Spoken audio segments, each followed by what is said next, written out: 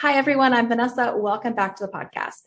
My guest today is Peter Mendiola. And I was introduced to Peter because I was looking for somebody to interview who exemplifies the qualities of conscious leadership. And more than one person said, oh, you got to talk to Peter. Peter owns a real estate company, a mortgage company, and a few other businesses. He has thousands of employees. And I'm so excited to share this interview with you because I think he really does exemplify what high quality, compassionate, conscious leadership looks like. So please listen for those clues as we go through this interview. And he talks about his journey from an upstart young, real estate professional all the way to where he is today running this massive company and how he got there. I also want to announce that I am launching my executive and leadership coaching service. I focus on helping real estate agents build their leadership skill set so that they can attract and inspire and retain the employees who will help them grow their business to the next level. So if you'd like to work on your leadership skill set and executive presence, I would love to speak with you to see if we're a good fit to work together. I will include the link to my calendar and more information about my services in the show description. All right, let's get into the interview.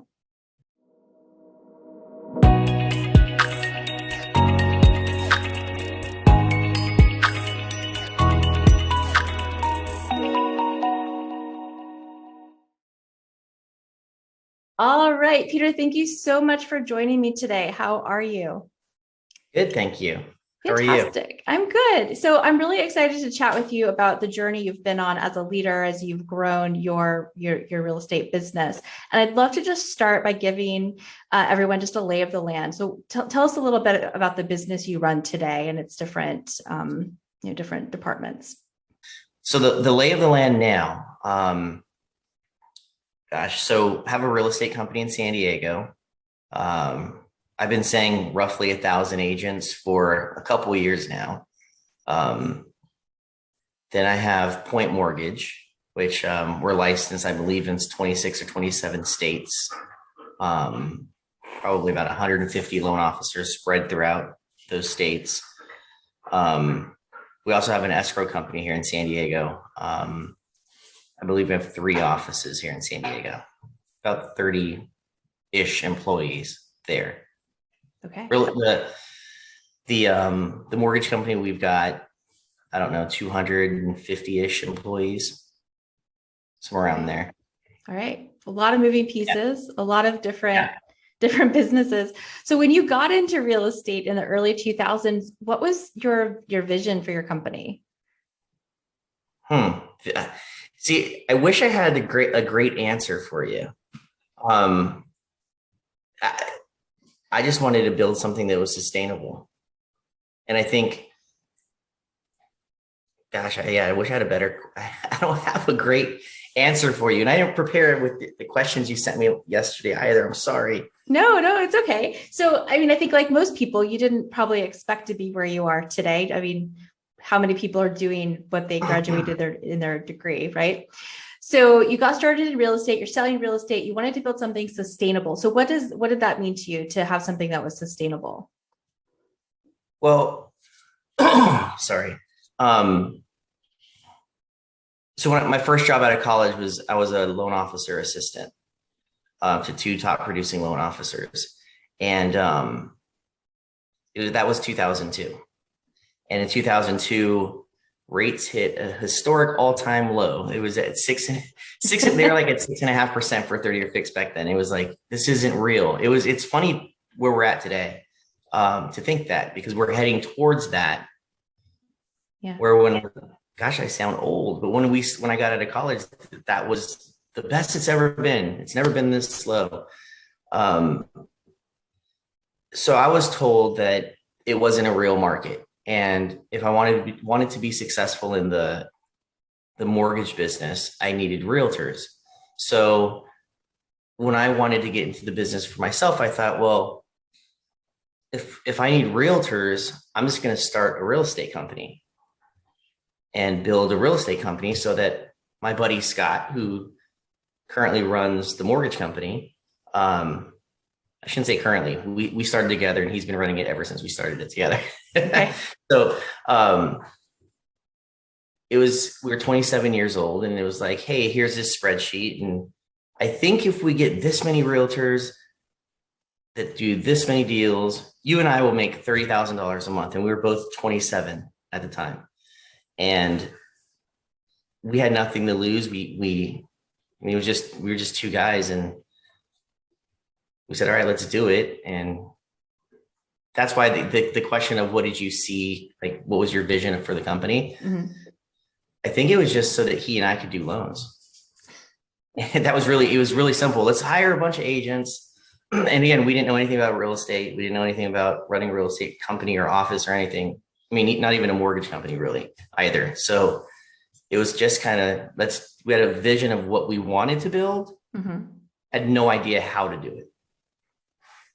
So, yeah, that's basically how we started. I love that. I love the optimism of youth too, right? There was so much that you didn't even know that you didn't know. And you didn't have a whole lot to lose, like you said, because you were young, and you just went for it. And you just started building, right? Head first. And I'm curious, so not having a strong background in real estate sales, how did you go about recruiting agents to this new real estate company that you were building? That's a great question. I don't know the answer. I think so. In the beginning, it was just going out and talking to as many people that you keep. I mean, it's the same thing as today, really. I mean, when I look back at when I started, I was 27 years old trying to recruit agents, and the demographic of agents are much older than that.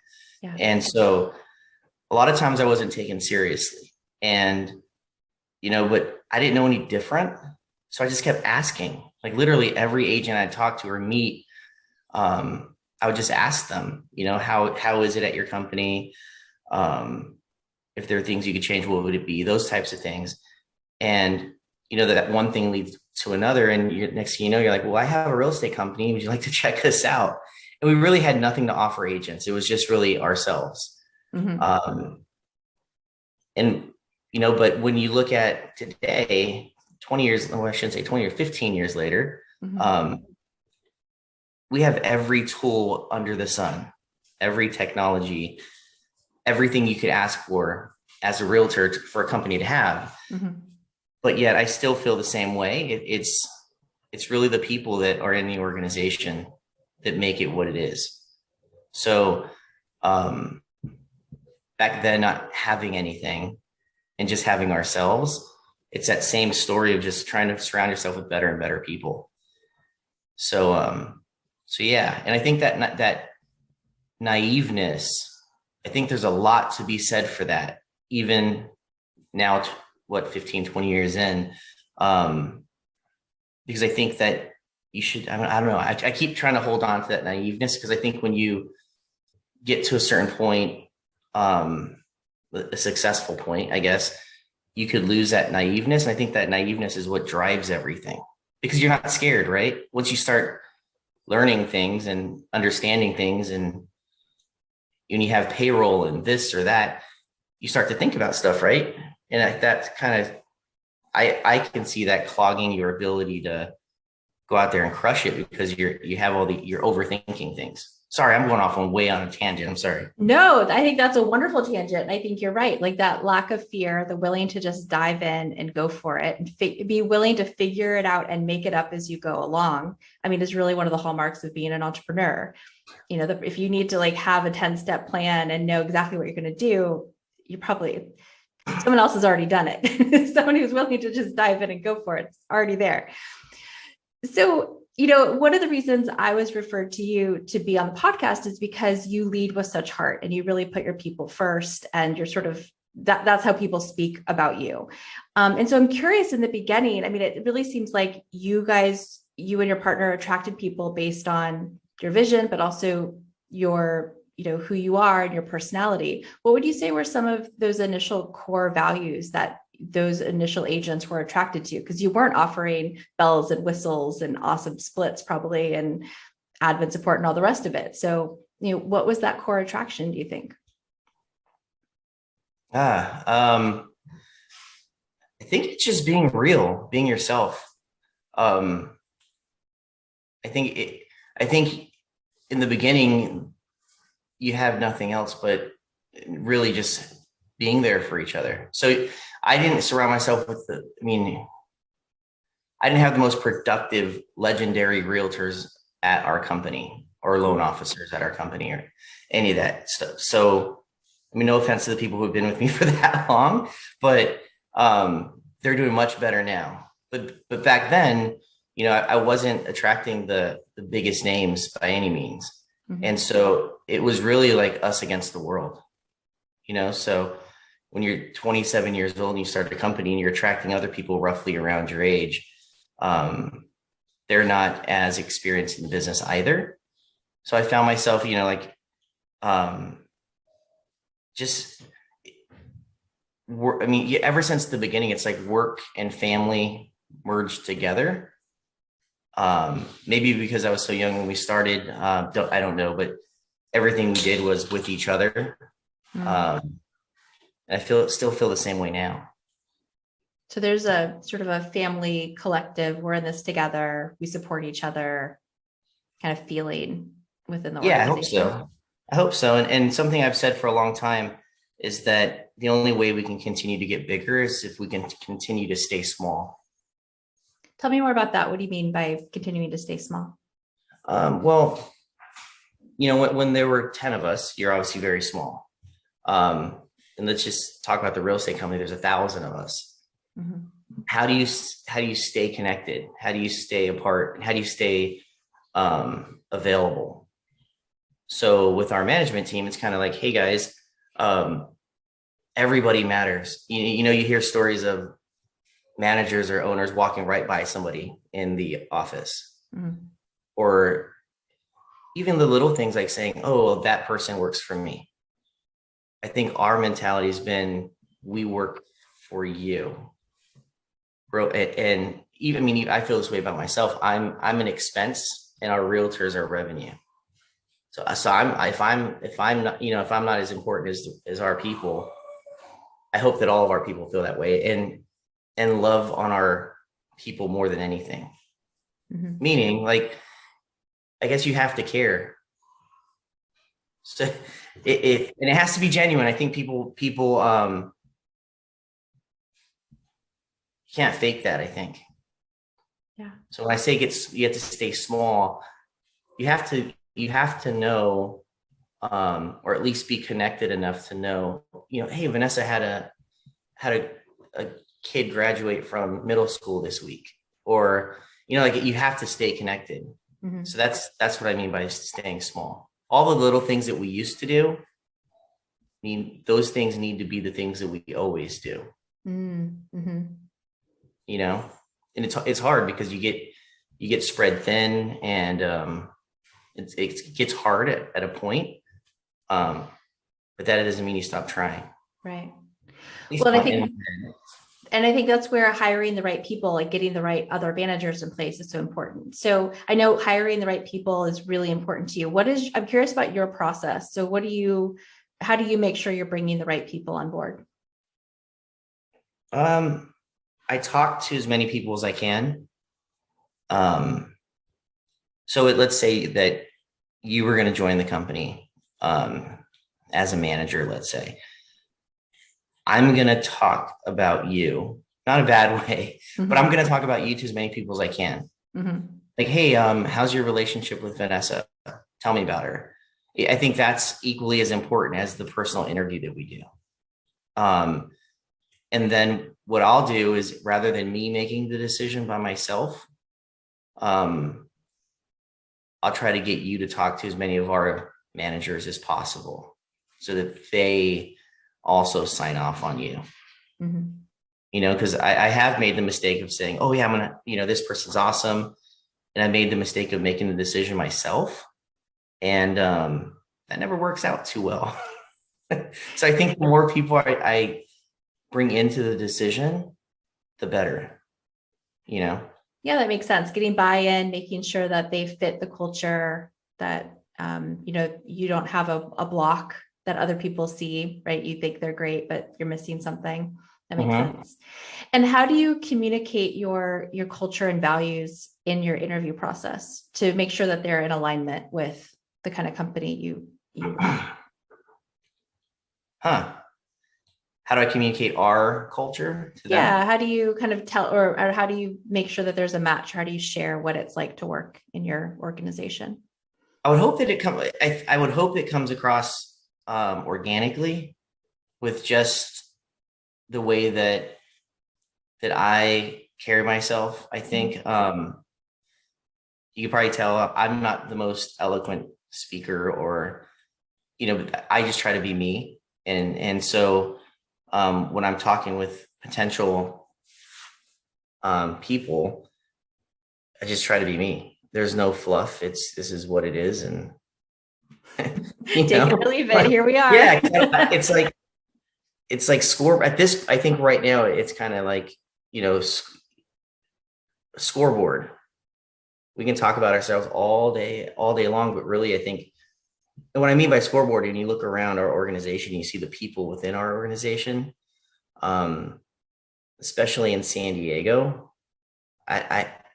I don't think there's a leadership team that's ever been put together with the people that we have on the team right now. In the history, literally in the history, we have some of the most successful people literally ever that are on the team. So I think it speaks for itself. With our people, we have really great agents, really great staff. So I don't really, it's just, that's us. But when I say it's us, it's not from an arrogant position. It's more of just a real conversation. Real conversation, real connection, real like salt of the earth kind of people. Yeah. Because you run into people sometimes that, they have a really nice suit on and they look the part, but then when you dig into it, sometimes there's not a lot of depth there. So you try to get I try not to just talk about work. Actually, I don't really talk about work when I talk to people. It's more of, hey, Vanessa, so where'd you grow up? How many brothers and sisters you have, blah, blah, blah, blah, blah, to get down to who you really are. And that's like not on the first date. It takes a while. Right. Yeah. So you're willing to invest time in getting to know somebody before you bring them on. You're willing to take it slow to really kind of get to know somebody and protect the group that you've built already, sounds like. Mm-hmm. Yeah. So switching gears just a little bit, you have an interesting window into how other people lead their teams. I'm sure you have lots of successful agents in your organization that have assistants or trying to build out teams underneath them. And I'm curious, what are some of the mistakes you see salespeople make when they transition from being a salesperson and now they find themselves in a leadership role? Some of the mistakes. Yeah. I think that sometimes people don't treat people the way they should treat people. Mm-hmm. I think sometimes, some realtors' egos get big and forget what it's like to not be successful and not be that big of a deal. So I think that if I had to pin one down, I think it's how you treat people. You see agents that go through assistants and just, I think there are a couple of things. It's lack of understanding how to treat that individual, right? But then it's also lack of understanding of systems too. So if I hire an assistant and I don't know why I hired that assistant or what I need that assistant to do, and I just expect that assistant to do something magically, that's, I've seen that. Yeah. So I've seen them hire the wrong people. You name it, I think and it's a normal thing. If you've never been there and done it, it's a hard thing to conquer, I guess. Yeah, I mean, there's this common issue where, an agent thinks a task takes 5 minutes, but in reality, it takes an hour because the phone rings, the computer glitches, that this happened. And then they're furious because a quote, 5 minute task took their assistant an hour. And they have no perception of like what it really takes to get that job done and like what is a reasonable time frame. So kind of going into systems and expectations, I think that's right on. And I love that you talked about caring for people. In my coaching business, we talk a lot about conscious leadership, and a big quality of conscious leaders is compassion, right? And showing compassion. And I wonder if you could speak to the impact that showing compassion to employees has on, the quality of the work environment and the productivity you get from your people. Gosh, when you mentioned the 5 minute task versus taking an hour, I mean, I find myself in that position all the time where I'm like, I don't understand. And I think I'll ask questions, and I think your assistant should know pretty much know more than you and with the system stuff. Gosh, loaded question, I think. So for me, I'll talk to one of our managers that's running a part of the company. And I'll sometimes say like, well, how come this? And I can tell when I ask that, it's like, well, it's like, I don't know what they know. Right. Mm-hmm. So I've learned to ask the questions. Like you said, if I think it takes 5 minutes, it really takes an hour. And that happens to me all the time. And I'll just ask the question. So rather than getting upset, which it could be really easy to get upset, but rather than getting upset that it's, you hire somebody for a reason and they're on your team for a reason, their job's there for a reason. And as a realtor or a leader or someone who has an assistant, they're there to help you. So, so it's your job to make sure that they have everything that they need to help you. And you have to understand that, you would hope that they're working as hard as you are. And they're not just sitting there making excuses why they can't do something in 5 minutes. There probably is a reason why it takes an hour. But if you don't understand why it takes an hour, then there's a problem with you. Yeah, it sounds like you're willing to get curious. Yeah, sorry. It sounds like you're willing to get curious. You're willing to, instead of jumping to anger, you jump into curiosity, and you say, like, so I'm curious, like, tell me, like in my head, this takes 5 minutes. Tell me what really happens to get this task done. Right. Mm-hmm. Yeah. And I think that goes back to the compassion piece, right? So seeking to understand instead of jumping to conclusions, like you said earlier, like loving on your people and saying, hey, do you have everything you need? Like, if this is taking an hour and you have all these other stuff to do, like what's happening? Like, how can I support you? Because I think this needs to happen faster, but you tell me, right? Like there's a productive way to have that conversation. And yet so many agents go to, oh my gosh, they're terrible. They're so lazy. They're not doing their job. This should only take 5 minutes. And they, maybe you should ask them how we can do it better, because, maybe they're working on systems that you provided for them, which might not be the best systems. Maybe they understand a better way of doing it, but because you're the boss, they're going to do it your way. Yeah. So, and I hope that everyone around me knows this. It's like, don't say yes if it's not right. Because I think from an employee perspective, I remember having a boss and thinking, well, they're always right. But for me personally, I'm like, I know I'm not always right. So if you're telling me I'm right all the time, you're saying, oh yeah, that's great. Yeah, we'll make it happen. That's probably not the right thing to do. So I think encouraging everyone to say, hey, this isn't being done right. I think we should do it this way. And being willing to listen, because they're probably right and you're probably wrong. Just in my experience. No, exactly. You know everything. Right. Well, I think you touched on something that is a personal frustration of mine as well, is that like, yes, sure. Great boss. We'll do that. And then behind you, they're like, oh my gosh, it's not. So really being able to cultivate that person. Yeah. He's an idiot. He doesn't even know, but we're going to do it this way. Yeah. Yeah. I don't And ever want anyone to feel that way. If there's a better exactly. way, say it and let's do that. I Right, mean, right. Yeah. yeah. And, I think people get conditioned. They've had a boss that just didn't want to hear it's my way or the highway. And then Kathleen Metcalf, who's a mutual colleague of ours, likes to say people come into every new job carrying their luggage, their baggage from their past jobs. And then unless you set new expectations, they just unpack that.